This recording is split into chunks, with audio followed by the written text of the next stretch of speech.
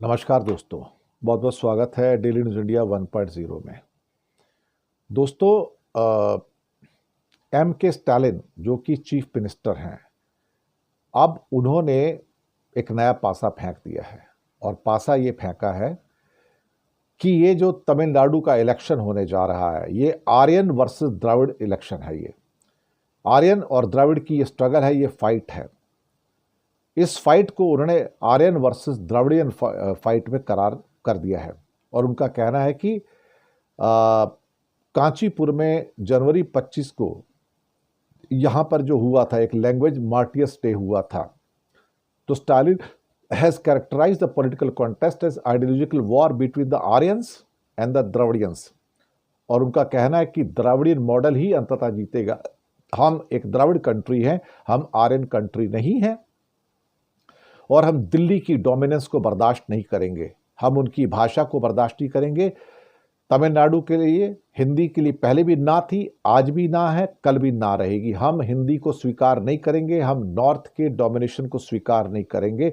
आप तमिलनाडु की आइडेंटिटी को अंडरमाइन कर सकते हैं।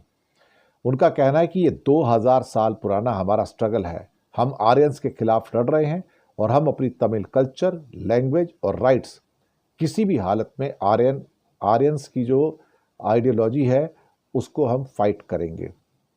उनका कहना है कि जो कल्चरल इन्वेजन है, जो इस समय जो कल्चरल इन्वेजन है बीजेपी और एनडीए के द्वारा और हिंदी इम्पोजिशन के द्वारा, उसे हम बर्दाश्त नहीं करेंगे।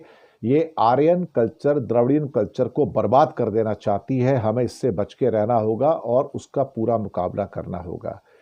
उनका कहना है कि जो स्टेट वाइज जो लैंग्वेज वॉर है, जो तमिल सॉवरेनिटी है, तमिल की जो संप्रभुता है, और हम कभी भी 3 लैंग्वेज का फॉर्मूला स्वीकार नहीं करेंगे, यहाँ कभी हिंदी को आने नहीं देंगे और दिल्ली की जो हेजीमोनी है उसको हम कभी भी स्वीकार नहीं करेंगे।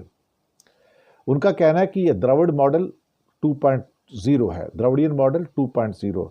उनका कहना है कि तैयार रहो, ये आर्यंस आपको कुचल देना चाहते हैं, खत्म कर देना चाहते हैं, इनसे बच के रहना और इनको ऐसी डिफीट देनी है इस बार के इलेक्शन में कि ये कभी उठ ना पाए।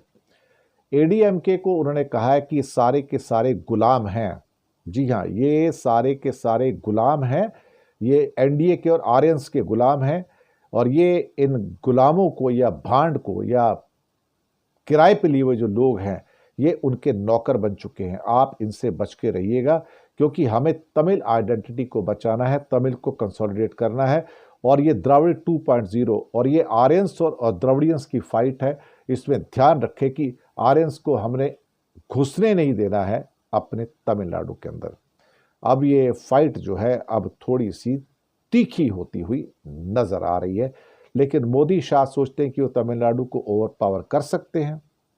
मुश्किल है, मुश्किल नहीं, नामुमकिन है। शुक्रिया।